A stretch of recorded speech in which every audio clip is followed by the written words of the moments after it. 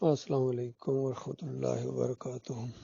بڑی اچھی تشریح کی ہے ماشاءاللہ ہمارے فاروق عبد الرحمان صاحب نے بھی۔ دیکھیے، علم وہ ہے جو آپ کو اللہ کا بندہ بنائے۔ اگر آپ کے علم نے آپ کو اللہ کا بندہ نہیں بنایا ہے تو وہ پھر علم کیا آپ کو فائدہ دے گا؟ یہ علم غیر نافع پھر ہو جائے گا۔ نفع دینے والا علم اللہ تعالیٰ عطا فرمائے، یعنی ایسا علم کہ جس سے مجھے فائدہ پہنچے، اور فائدہ آپ کو اللہ کی بندگی سے پہنچے گا۔ جتنے بندگی کریں گے اللہ تعالیٰ کی اتنا ہی آپ کے لیے فائدہ ہے، اور پھر جتنی زیادہ کریں گے اتنا زیادہ فائدہ ہے۔ اور اسی وجہ سے کہا گیا کہ انما یخشى اللہ من عبادہ العلماء، کہ اللہ کے جو اللہ سے ڈرنے والے جو لوگ ہوتے ہیں زیادہ، یہ علماء ہوتے ہیں، یعنی علماء اللہ سے ڈرنے والے لوگ ہوتے ہیں،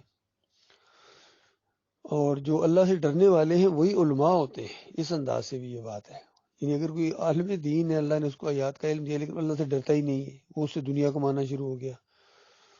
تو اس کو علم غیر نافع گویا مل گیا، نفع نہیں دیا بلکہ نقصان پر پہنچایا اس کو حاتب اللیل بھی کہا جاتا تھا۔ یہ محدثین لوگ ایسے لوگوں کو حاتب اللیل کہتے تھے، کہ لیل رات کو کہتے ہیں، رات کو جو لکڑیاں چننے والا کوئی بندہ ہوتا ہے، یعنی صبح اٹھ کے ابھی اندھیری رات ہی ہوتی ہے، لکڑیاں چننے جنگل میں جاتا ہے، تو ایک جگہ ناگ تھا، بڑا سانپ، اس نے سمجھا لکڑی ہے،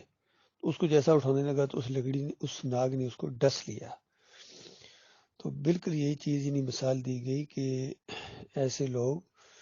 جو علم کے باوجود گمراہ ہو جاتے ہیں، علم کے باوجود ایسوں کو اللہ نے گمراہ کر دیا۔ علم ہے، اللہ خود تصدیق کر رہا ہے ان کے پاس علم ہے۔ کہیں اللہ تعالیٰ فرماتا ہے ہم نے اپنی آیات کا علم دیا سورہ الاعراف کے اندر، اور اگر یہ صبر کرتا بڑے درجات پاتا، لیکن دنیا کی طرف جھک گیا۔ تو یہ مسئلہ ہے کہ اللہ سے ڈرنا جو ہے نا، یہ علم ہے بہت بڑا، یعنی علم اس کے ہاتھ میں آ گیا، جس کو یہ پتہ چل گیا کہ میرا ایک معبود ہے اور وہ بڑا ہی عظیم ہے، بڑی شان، معاف بھی کر دیتا ہے، اور پکڑنا چاہے پھر کوئی چھڑا نہیں سکتا ہے، چھوڑنا چاہے تو کوئی پکڑ نہیں سکتا ہے،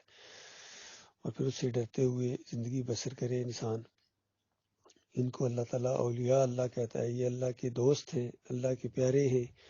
ان کو کسی قسم کا کوئی غم اور پریشانی نہیں ہوگی۔ الذین آمنوا وکانوا یتقون، جو ایمان رکھیں اللہ کے اوپر، پھر اللہ سے ڈر کر زندگی بسر کریں۔ تو یہ معاملہ ہے۔ باقی اکثریت علماء کی جو ہے وہ لوگوں کا مال کھاتے ہیں اور لوگوں کو اللہ کے راستے سے روکتے ہیں، تو ظاہر بات ہے اللہ سے ڈرتے نہیں ہیں۔ سورہ توبہ کی 34 نمبر آیت کے اندر اللہ تعالیٰ نے ان کا ذکر کیا ہے کہ کثرت کے ساتھ ہیں، یہ اکثریت ہے ان کی، تھوڑے نہیں ہیں، بہت زیادہ ہیں جو لوگوں کا مال کھاتے ہیں اور لوگوں کو اللہ کے راستے سے روکتے ہیں۔ تو آج ہم اپنی آنکھوں سے دیکھ رہے ہیں کہ مال کون کھا رہا ہے اور اللہ کے راستے سے کون روک رہا ہے۔ تو اللہ کی توحید کی دعوت دے کے تو پتہ چلے گا نا۔ اللہ کی وحدانیت کی جیسی بات چھیڑیں گے تو پہلی بات ان کے ماتھے پر شکن پڑ جائے گی۔ نشانی ان کی، اللہ نے ان کی نشانیاں بتائی ہیں کہ اگر آپ نے کھوٹے اور کھرے کو پرکھنا، اللہ کی توحید کی دعوت دو، سب آپ کو سمجھ میں آ جائے گا کون کتنے پانی میں، چاہے حافظ قرآن ہے چاہے مفسر قرآن ہے، پھر ان کی حالت دیکھنے والی ہوگی۔ وَإِذَا ذُكِرَ اللَّهُ وَحْدَهُ اشْمَأَزَّتْ قُلُوبُ الَّذِينَ لَا يُؤْمِنُونَ بِالْآخِرَةِ، جب اللہ کی توحید کا ذکر کیا جاتا ہے، اللہ کی وحدانیت کا ذکر کیا جاتا ہے، تو آپ دیکھیں کہ ان کے دل کڑنا شروع ہو جاتے ہیں، جو آخرت پر ایمان نہیں رکھتے، ان کو ہوش نہیں ہے کسی اللہ کے سامنے ایک دن کھڑا ہونا ہے۔ وَإِذَا ذُكِرَ اللَّهُ مِن دُونِهِ، اس کے علاوہ جب دوسروں کا ذکر کیا جائے تو وہ اذا ہم یستبشرون، خوشی سے ان کے چہرے کھل اٹھتے ہیں۔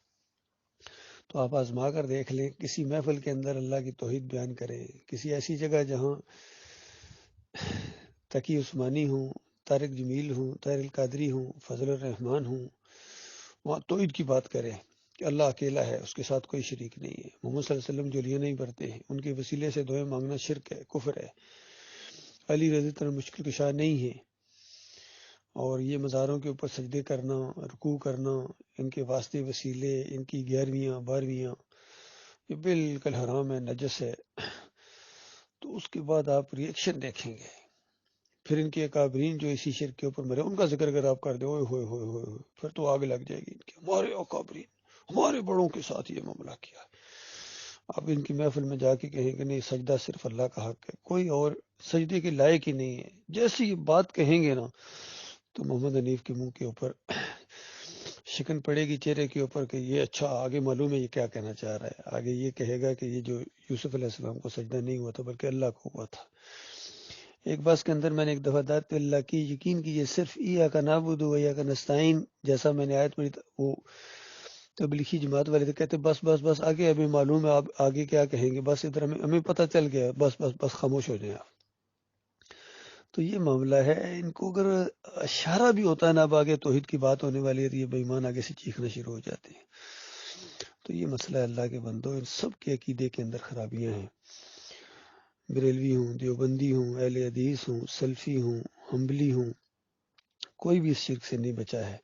سب قبر پرستی کی بنیاد کو فراہم کرتے ہیں، اور پھر اوپر ان کے جھگڑے بھی ہیں آپس میں، لیکن مال کھانے کے اندر سب کا ایک ہے، سب اجرت لیتے ہیں، نماز پڑھانے کے پیسے یہ لیتے ہیں، اذان دینے کے پیسے یہ لیتے ہیں، پھر کہتے ہیں دین کی خدمت کر رہے ہو، دین کی کہاں خدمت کر رہے ہو، خدمت اپنے پیٹ کی کر رہے ہو اور اپنے نفس کی پوجا کر رہے ہو۔ تو یہ مسئلہ ہے اللہ کے بندو جس کی وجہ سے آج مسلمانوں کو پوری دنیا میں ذلت اور خواری کا سامنا کرنا پڑا، اور ہمیشہ یہی ہوا، اس سے پہلے بنو اسرائیل کے ساتھ یہی ہوتا رہا ہے، جب وہ شرک کے اندر مبتلا ہو جاتے تھے تو نبیوں کی اولاد اور سید زادے ان کو اللہ تعالیٰ نے بڑی سختی کے ساتھ پکڑا، پھر جب کبھی انہوں نے ایمان کی طرف رخ کیا ہے اور عقیدے کے اندر یہ اصلاح انہوں نے کی ہے، توحید کی طرف آئے ہیں، تو پھر اللہ تعالیٰ نے ان کو عزت دی ہے اور ان کے اندر امامت کو رکھا، انبیاء ان کے اندر ایسے ایسے پیدا کیے جو ان کی سیاست بھی کرتے تھے اور ان کی قیادت بھی کرتے تھے، اور جب آہستہ آہستہ انبیاء کے وفات کے بعد انہوں نے نبیوں کو پوجنا شروع کر دیا، ان کے واسطے وسیلے، پھر اللہ تعالیٰ نے بڑی سختی کی ان کے اوپر۔ اس امت مسلمہ کے اوپر بھی بالکل وہی معاملہ ہے، جب یہ ایمان اور توحید کی وجہ سے اٹھی تھی، عربوں کے اندر جو دعوت اٹھی تھی مکہ کے اندر وہ یہی توحید کی دعوت تھی، آخری نبی محمد صلی اللہ علیہ وآلہ وسلم نے ان کو اسی نقطے کے اوپر اکٹھا کیا تھا۔ امیر بھی آئے اس طرف، غریب بھی آئے، عورتیں بھی کچھ آئیں، جو لوگ آئے ان کو مسلمان کہا جاتا تھا، یہ مسلمان ہیں، یہ مسلم ہیں، اور یہ اللہ کے علاوہ کسی اور سے نہ ڈرتے ہیں، نہ کسی کے سامنے جھکتے ہیں، نہ سجدہ کرتے ہیں، نہ نظر و نیاز کرتے ہیں، نہ واسطہ وسیلہ دیتے ہیں، یہ ایک اللہ کی عبادت کرتے ہیں، ایک اللہ کو پکارتے ہیں۔ باقی زمین کے اوپر جتنے مشرک جن جن چیزوں کی پوجا کر رہے ہیں، چاہے درختوں کی، چاند کی، سورج کی، انسانوں کی، قبروں کی، مزاروں کی، بتوں کی، یہ مسلمان نہیں کرتا ہے، یہ تصور بھی نہیں کر سکتا۔ لیکن آج ساری وہ چیزیں ان مسلمانوں کے اندر آ گئی ہیں جو غیر مسلم قومیں کرتی تھی، لیکن ساتھ ساتھ کلمہ پڑھ دیتے ہیں، تو کلمے کا مطلب ہی نہیں ان کو آتا، معنی نہیں آتا۔ کلمہ پڑھنے والا، لا الہ الا اللہ محمد رسول اللہ پڑھنے والا کسی اور کو پکارے گا، یا علی مدد، یا رسول مدد، کسی اور کی 11ویں اور 12ویں کرے گا، نظر و نیاز کرے گا، حلیم گھوٹے گا، کبھی ہو سکتا ہے گھوڑے کو پوجا کرے گا، یہ یا علی مدد کے پٹے باندھے گا، مزاروں پر جا کر سجدے کرے گا، یہ عمران خان کی طرح۔ ایسا نہیں ہو سکتا ہے، اصل میں ان کو ایمان عقیدے کی سمجھ نہیں ہے۔ حافظ قرآن آرمی چیف نے اندازہ لگایا، مکہ دکھا کے یا علی مدد کے نعرے لگائے، میں نے خود ان کو ویڈیو دیکھا ہے۔ حیرت ہوئی ہے سر ان کو ایمان کی ہوا بھی نہیں لگی ہے۔ تو یہ توحید کی دعوت اگر کوئی جوان وہاں سے اٹھا دے، اگر کوئی وہاں مومن اگر ہوتا اس گروپ کے اندر کہ حضرت صاحب یہ شرک ہے، یہ تو آپ نے شرک کی اللہ کو گالی دی ہے، تو بتائیے کہ وہ فوج میں رہ سکتا تھا، پولیس میں رہ سکتا تھا، رینجر میں رہ سکتا ہے وہ، یا کسی علاقے میں رہ سکتا ہے جس کے سارے شرکیات لگانے والے نعرے لگانے والے ہوں؟ تو یہ بڑی سادہ سادہ باتیں ہیں لیکن مخلص مومنوں کی سمجھ میں آتی ہیں، جو بات اس کو سمجھ جائے گا وہی اللہ کا پیارا ہے، وہی صحیح معنوں میں عالم دین بھی ہے اور مجاہد ہے۔ یہ اگر کوشش کرے گا، تبلیغ کرے گا تو یہ اللہ کے راستے کی ہوگی، اس راستے میں جو تکلیفیں آئیں گی یہ اللہ کے راستے میں تکلیفیں ہیں، اس پر اللہ تعالیٰ اس کو بڑھا چڑھا کے اجر دے گا اور دنیا کی کوئی طاقت اس کا مقابلہ نہیں کر سکے گی۔ ہاں زیادہ سے زیادہ مار سکتے ہیں، مار دیں گے تو شہید ہو جائے گا، یہی تو اس کی دلی مراد تھی، گویا اس کی لاٹری نکل آئی، وہ تو اس طرح سوچتا ہے۔